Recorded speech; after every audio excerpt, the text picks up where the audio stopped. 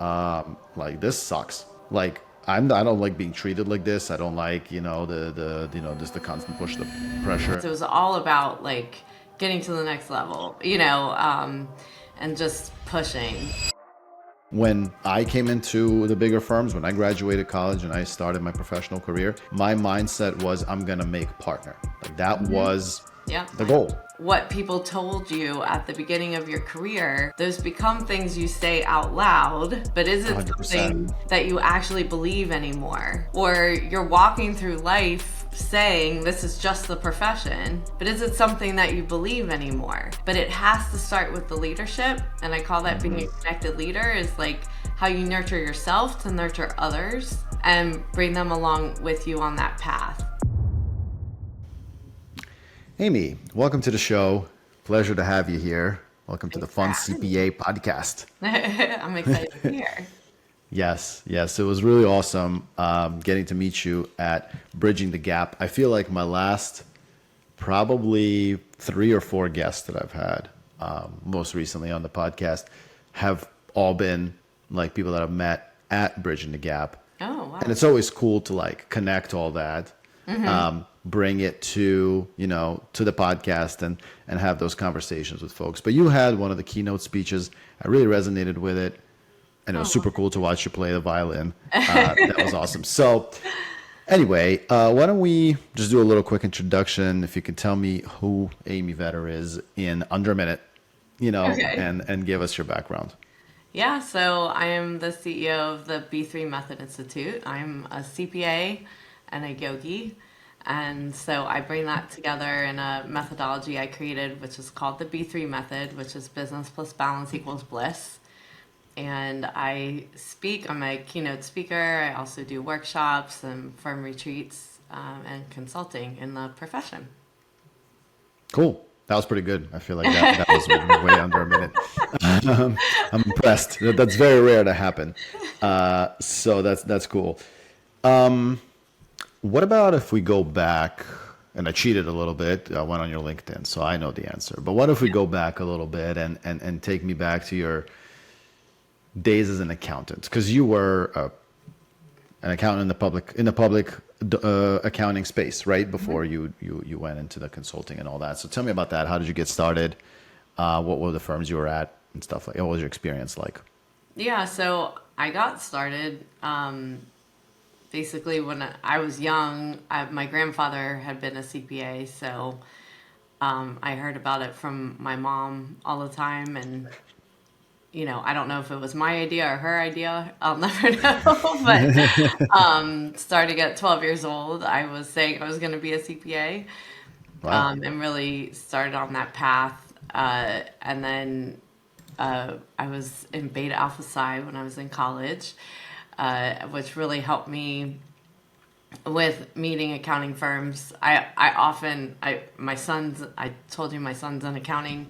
Yeah. He's a junior in college right now, but it seems so much harder now to get a job than at the time. And not that it wasn't hard to get a job, but there wasn't AI assessing resumes and all this other stuff, and it was really based on relationships. And I really definitely, because of Beta Alpha Psi, made a relationship with a partner at KPMG over those years, and that really helped me get that role initially in the accounting profession. And so I started there at KPMG.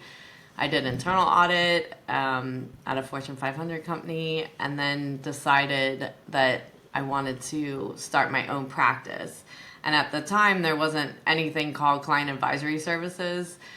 I just knew that I had grown up with my mom being a small business owner, and I wanted to be able to help other small business owners in a different way. So my idea was I was going to hire bookkeepers and do it, give these businesses advice. But that really took my career in a whole other, direction because of the things I learned about technology. Got very involved with QuickBooks at the time, and did consulting in technology and got like a total bug with it because I was like, wow, this is amazing what this Yeah. can do that you don't really understand as much when you're in those bigger companies until you get to experiment in that. So, and that eventually led me to being a partner in a firm of what was small business services, is what we called it at the time, which was bookkeeping, controllership, CFO Cool. work, and technology implementation. And that was, so were you acquired? That was Daskell Bolton, right? Yeah, Were at the were you time, acquired? yeah, I merged in to their That's cool. practice. So there was, I think, about 14 partners at the time, and everybody had, pretty different specialization. But that, was really where I learned how to run that kind of practice in an accounting firm versus Yeah. as your own business, which was very different, and how you got clients and so forth, which has helped me along the way with teaching other practices on how to create these successfully. Yeah. I want to, I really resonated with what you said just now, like, especially about the relationship side of things and how much easier it was. I won't say the years that we're referencing here, but even for me, I graduated in 2010, and Okay. so when I graduated, even in 2010, it was still more so about the relationships. It was still more so about, like, I'll give you an example. I graduated 2010, and, like, with the whole financial crisis and all that stuff that was happening in, like, '07, '08, '09. 2010 was not a big hiring year. In fact, I lost my, like, starting position, essentially, like, my that I got Oh, geez. a year beforehand. So I had a secured position already for the following year to start full time with RSM McGladrey. And so I didn't even go to any of the, like, career fairs or anything. I Right. had a written offer in hand. Career fairs are all wrapped up, and I lose it. And they come back to me and they say, "Oh, I'm so sorry, like, you didn't get it, but we're going to still offer it to you a year after." So now it's 20 would be 2011 instead of 2010, but they're like, "But you can be an intern for us for a year." And I was like, "Well, that's not going to work out." So I had to alter courses, but all of that to say that in order to get that first job for me, I ended up going to a career fair, Yeah. meeting some people at the career fair, and then also leveraging some of the connections that I've had through college to maybe somebody who also knew it. But it's 100% about who you knew. And I agree with you. It's tough out there now for somebody, who, and I do still think that to some extent there's still something to be said about connections. It's still about who you know and all that kind of stuff. But I mean, it's challenging. It's certainly not easy to get out there. You got to differentiate yourself beyond the AI. So Yeah. definitely resonate with that point. Walk me through. So you become the partner, and then you start pivoting, right? Did you, not to say that you left the accounting profession necessarily, but what was that pivot that you had to then start heading towards where you are now? Well, I was, running the professional services side of my practice, but at the same time, I was getting very involved with Intuit on their QuickBooks training. So I started out where they created this. I was their first one, which was the Intuit Writers Network. And I helped them with writing some webinar content and so forth. And then that led into, which for those people that were around at the time, sometimes I hate to admit it because the test was so hard that people had a huge backlash. But we created the advanced certification exam Oh, for QuickBooks at oh the wow. time. That they had to make easier eventually. Not easier, but like it was a Yeah, really, they told us to make it as hard as possible, and that's what we did. that's fair. I mean, you But did there what you was were. quite a backlash. And It's funny. so that kind of started me with speaking. They used to do these 100 city tours where we would go Whoa. out. There were like 5 or 6 of us, and many people that you still see today. Joe Woodard was one of them. Don Brolin, myself. I'm trying to think, Michelle Long. So we were splitting up the cities and then Wow. basically showing the new features of QuickBooks and then what you could do in your firm with it. And what I loved about it at the time, I also wrote materials for the Sleater group. I just love the power of like taking technology, but almost like art, where you would like have the client saying, I don't understand how to get this information or that information. You'd actually design the setup for the reporting that you wanted out of it. And it was just such an exciting That's time cool. for me with technology because it had been so manual prior to that. And it's really when the cloud started taking off and all of that. And so I was kind of living this dual life. And then Intuit had asked me to start training their salespeople, and I would always call it like Speak CPA. Oh, um, yes.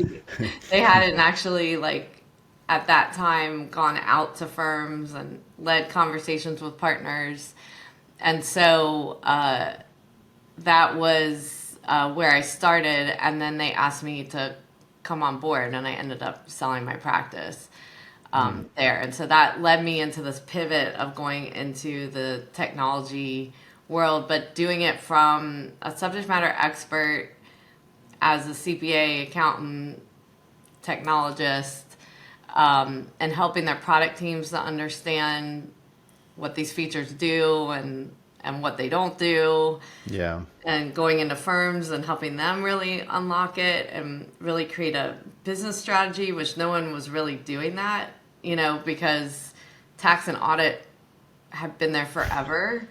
Yeah. But this type of advisory service had never been there. So it kind of just opened up a whole new world for me. Interesting. You were quite the pioneer, and I really like your well-rounded like experience. Like when I look at everything you just said, from being in KPMG in the depths of the audit and whatever space to kind of rising up to that CAS.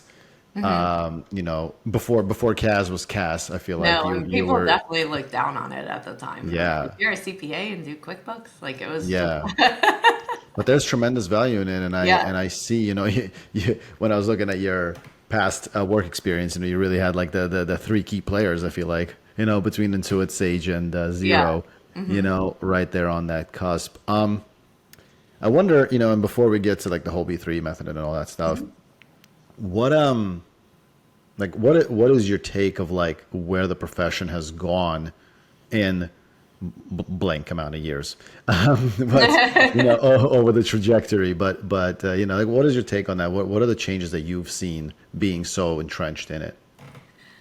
I think it's perspective. And I would say that because I don't know that I ever thought different than this generation of what I wanted for my career. And it's kind of Yeah, how my career has fallen out that way as well. But people didn't speak up about it. People didn't talk about their mental health, their, what they need, really diving into understanding what kind of work culture versus accomplishments. It was all about like getting to the next level, and just so pushing. true. And so, that was a major transition for me of, and it really started it with having children, also becoming a partner in a CPA firm. I think when I made that switch to move back into a CPA firm for my own practice, I remember feeling very lost in the beginning because it was like I was wearing someone else's name on my shirt, but it was still my practice, and I it feel wasn't that. like the same feeling.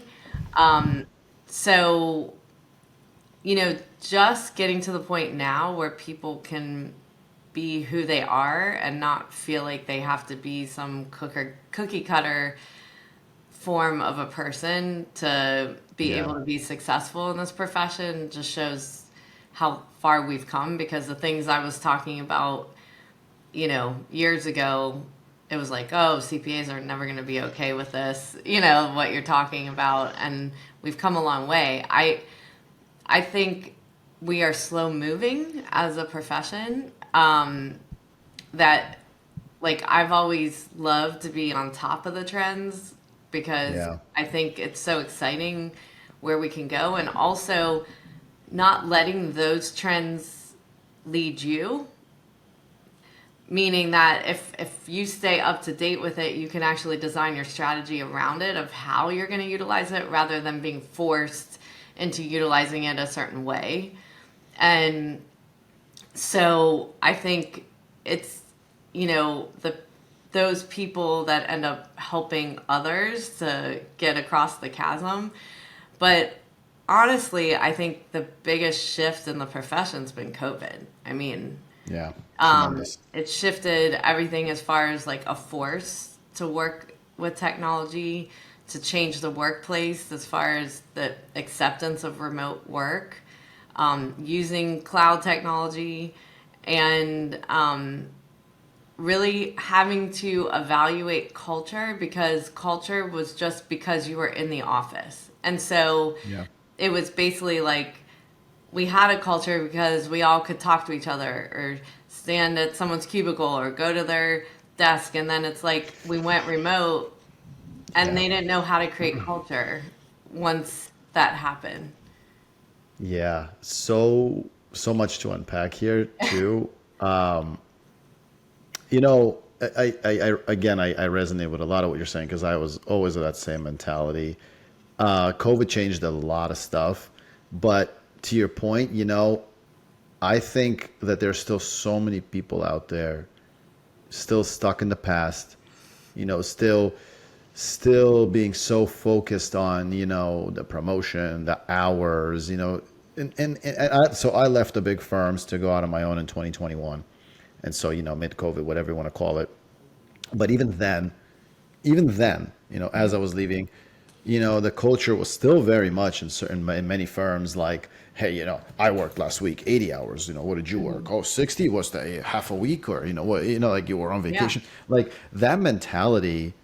And I know, in the 90s and the 2000s, like, I mean, that was anticipated. And quite frankly, I think there was like an allure to it. Like people knew, like, I think, in my opinion, I think the big shift was when I came into the bigger firms, when I graduated college and I started my professional career, my mindset was I'm going to make partner. Like that was Yeah. the goal, Yep. like I was like, I want to make partner. At the time, obviously it was just, I want to have the money, you know what I mean? Because that was what, that was the coveted role.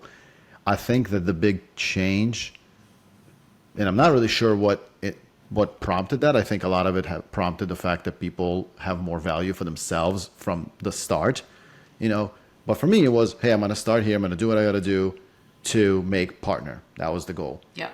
But as I was progressing through that process, I was like this sucks. Like I don't like being treated like this. I don't like, just the constant push, the pressure. I don't like how everybody is treating the staff as well. And so progressively, I was like, this, I don't like this. I was butting heads with people, but that I think was the big shift in my opinion when it came to that. So, to me, I always think about how do we, and I do think that because now we have this pipeline issue, right? That we have less and less people going into the profession, although I think that the opportunities right now are pretty big. What is it like? What advice would you have for somebody like that is coming into the profession now, like a staff or a senior maybe or something like that? There's a lot of confusion. People are a little bit nervous, because of the hour requirement. But what would your advice be to them? Yeah. So, and it is a hard thing because I've been a mom through this process of my son going through True. college right now, and knowing how important certain things were on my resume that helped me in my career, and even to what I can do today. Like, I feel very grateful that I've earned the right to pivot my career, but you do have to earn the right. Yes. And one of the things you can't get away from, and I think it's really hard, and it comes back to COVID, and I've tried to explain this to a lot of firms I work with, training their leaders, and as you have this new generation coming through, my son started freshman year, and that's in high school, in COVID. And I believe he has a strong work ethic because he was working in my businesses. He saw me Yeah. doing certain things. But their life as a whole, almost his whole high school, I mean, until he got to like his junior year, wasn't remote, right? Like they went Wow. back to school. And then they were worried about kids committing suicide or so forth. So like homework wasn't even as severe as it was for my older son, right? Like Yeah. they like really monitored all that kind of stuff. And so they have no perception of what a workplace is and what an expectation of a workplace is. And I Wow. do believe when you start out, no matter who you are, you got to work hard. I mean, so you got to show your work ethic. Doesn't mean you have to work 70, 80 hours a week, not necessarily, but depending on what you choose in your career, having that expectation that those beginning years are going to be hard and different and something you've never experienced before. And maybe it's going to exhaust you. It exhausted all of us. But Yeah. those are the openings that allow you to have choices later. And so there is kind of a level set of just understanding what you're getting into. One of the advice that I've had for my son is, which I think, I even made the mistake in college of, you take one internship and then you do it the whole time in college. Yeah. Internship should be your time to explore different types of accounting, Mm-hmm. finance, explore different cities, where might you want to live, like all of those things. 100%. And so like I've really like advised my son to do those things so that he gets that varied experience before he has to make that final decision, because you can't start a job and leave 3 months later Yeah. when you're starting out. But once you get in, like, and I think what's shifting, and I'm trying to help shift it, is that there's more career paths in firms depending on the size that you go into. Much like you, that was like in my head, I gotta be partner, I gotta be partner. But there's Yeah. many people now that I coach that choose to be a career manager, a career director, Yeah. that they get into those roles and decide, but I might want to try a new industry or a new, like what can you do to keep your mind fresh, to keep it creative, to keep it innovative? And those first couple years are really just to explore. Like keep your eyes open. No, it's not forever, but look at all the opportunities that are out there. And then when coming back to relationships, like keep your connections from school, find out what they're doing, and network, get involved with the associations. Like those are the things. Volunteerism is so much what helped my career, because I was exposed to information that wasn't being told to me in the firms. I was meeting people from other places and learning what they did, and Yeah. so that can be so helpful as you're starting out. Yeah. I think that's such great advice, and I think to kind of summarize it for me, I agree with you 100%. I think sometimes I think people that are coming out of school, and obviously they have access now to things we did not have access to: Right. Fishbowl, Reddit, all these threads, LinkedIn, all this stuff that's Glassdoor. giving you this Yeah. already preconceived notion, yeah, Yeah. Glassdoor, that I'm gonna have to work a lot, and oh no, like this is not Like that. good, Right. and I don't want to work a lot or whatever it is, and so some people might be like, oh my God, I just went through this 4-year career, but I don't want to do what Fishbowl, Reddit, and all this stuff is saying. And I think I agree with you 100%. I think that, first of all, I think that the accounting profession as a whole is going to have so much opportunity in the next 4, 5, 10 years Yeah. Jobs that are just coming simply down did left not and right. exist. Because like you said, like there's going to be different avenues you can go down. You don't have to just be audit or tax. You're going to be able to go into the CAS, into your own firm, into this, into all these different aspects. But what I think is really true is, you do have to work hard to get the basic knowledge to take it to that next level. Like nobody, some people will ask me like, now that I'm now with over 15 years into this profession, they'll say, oh my God, like how, I want to start a firm like yours. What you're doing is amazing, and your work-life balance is amazing, and your lifestyle firm is amazing. Like how do I do that? And I'm like, you have to. It takes time. Yeah. You can't just get out of college and do what I'm doing 15 years later. Aside from all the technical stuff that I've learned, I've also watched, observed, and noticed the things I hated about the firms and how they did things. And I think that's so crucial in many ways. And plus, obviously, and then the tax technical and all of that. So I really like your advice. But to go to the question and really the B3 method and the leadership, I love the fact that you're talking. And this was also the main reason why I wanted to have you on the show as well, is you're talking to these leaders. Many of them are old school in nature, to be put lightly. And so what is your guidance, your advice to them? And tell me, I guess, also about B3 method and just generally all about that. Yeah. So when I created it, I started yoga when I was in my early 30s. It was kind of this like perfect storm that happened as I was a partner in a CPA firm, and really started allowing myself some space to even feel, because I think you work so hard to get to certain levels that you haven't even like, is this really what I want? Am I happy? And one of the number one things people say to me when they come for coaching or privately is like, I've lost my joy. And, Yeah. it's like, how do I get that joy back? And the B3 method is something I created as somewhat of a methodology to get there, of things that you can be doing during the day, but also the things that you need to do for yourself as a human to fill your cup so that your energy can be contagious to the people around you. And you want that to be good energy, not tired energy, sad energy, angry energy. We're going to always 100%. have bad days, but we want to show up with intention. And so that's really what it's about. It's business plus balance equals bliss. And bliss being, how do we maintain happiness each day, even if it's just for a few moments.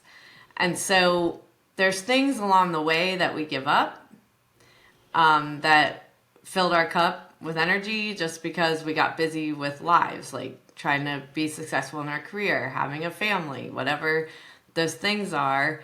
And we Yeah. may feel guilty for taking time for ourselves, but we actually show up better when we do. And so that was the precipitous to it. And then I wrote my first book, Business Balance and Bliss, and talked all about that and other leaders of what they do.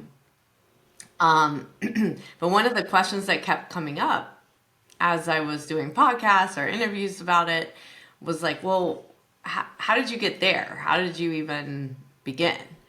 Yeah. And the beginning, and I put out a book a couple of years ago called Disconnect to Connect. It's almost a prequel to the B3 method. And this is really what I work with leaders about, is understanding your belief systems.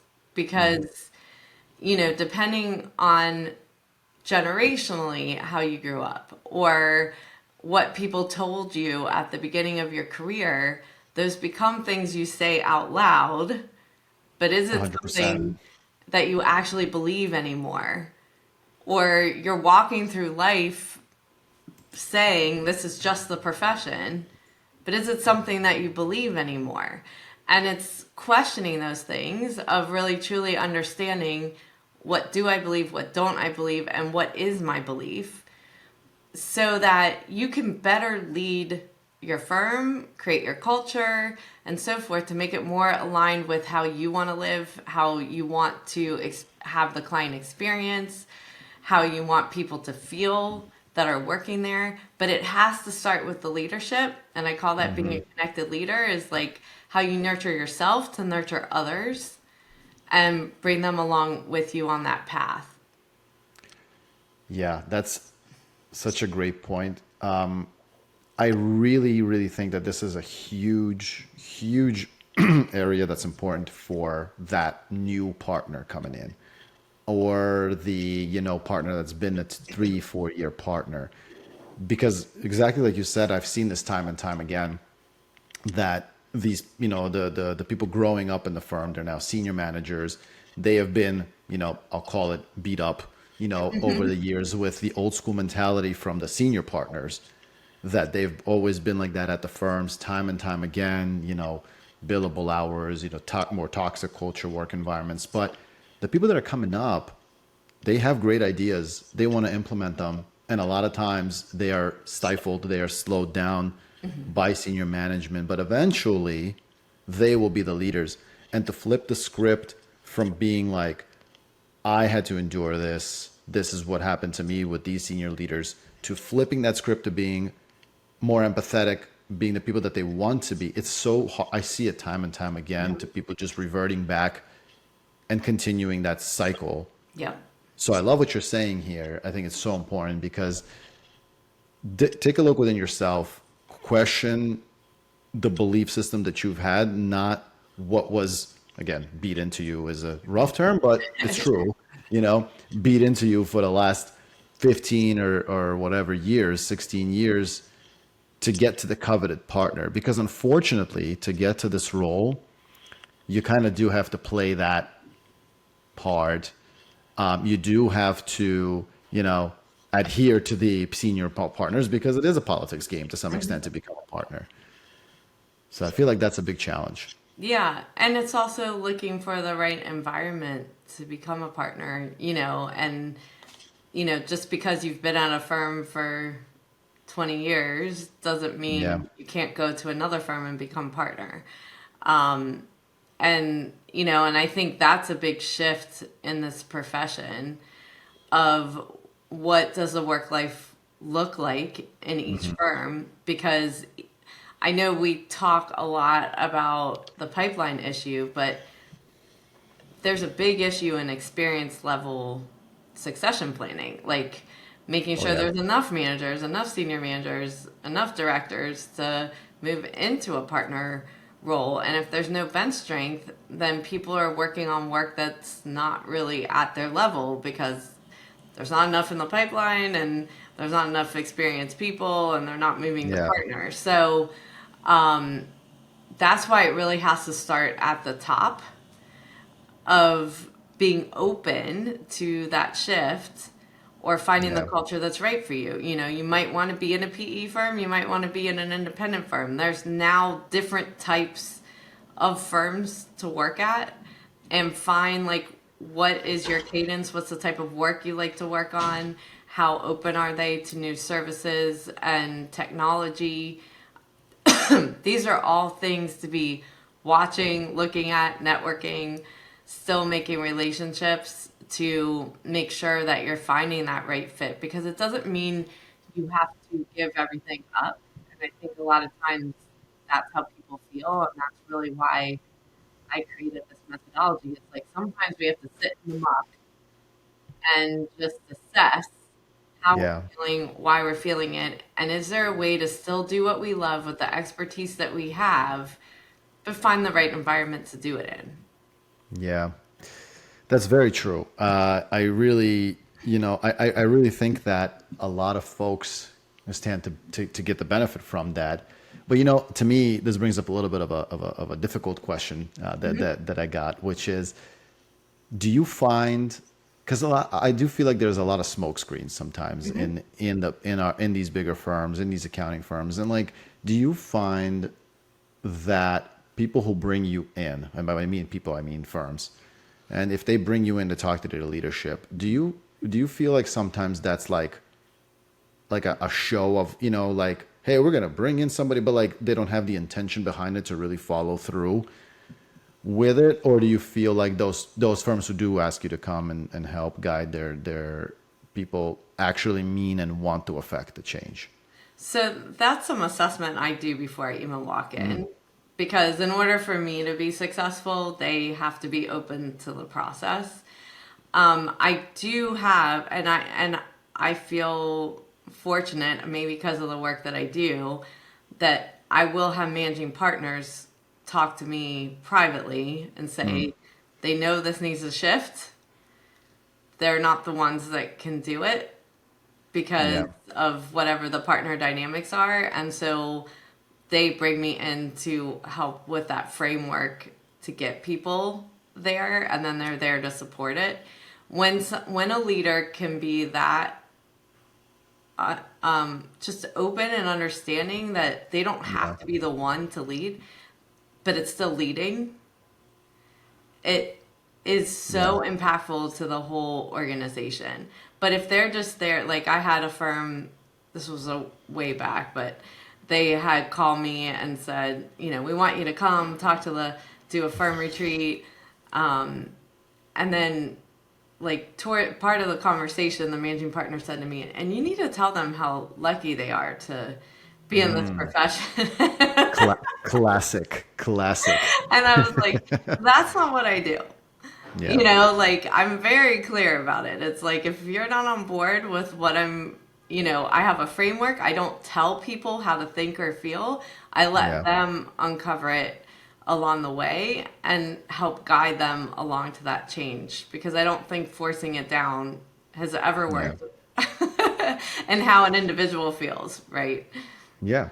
And quite frankly, I think that the firms that you would then be working with would be incredibly amazing firms to work for. Yes. And I think that, I almost wish there was some list, I've always thought this in my mind, when people like you, Amber, and other folks that are, coming in and doing this kind of work, and the firms that are truly meaningfully want that change. And it's hard. Again, it's hard work. It's hard work, but it takes it rather than that smoke screen, hey, we're bringing in Amy Vetter here. Okay. Yeah. She is going to help you change the way you think, but Amy, go ahead and tell them how they should think. Right. Because that's, we need to show them how lucky they are. It's silly, but to many ways I've seen it in play. I've been at firms, a bunch of firms. I've been at 7 firms, and most of them are of the same mentality of these, smoke screens and all of that, and just keep doing the work, but we'll just pretend to give you something. So it's cool that you have a way to, push that out too. That's very important, and not just go there and, essentially waste your time, to be quite honest, in many ways. But I do feel like to some extent it still could help a few partners, but if they're blocked from the top, it won't matter. It's irrelevant. Yeah. What just random question, but what's your you have a favorite conference you like to go to? What's your since you go to a bunch of these and speak at a bunch of these, what has been your favorite? They're all so different. Bridging the Gap, where we just met, is a great. Yeah. It's a very different conference, but people are very open and. And the discussion, so there's not as much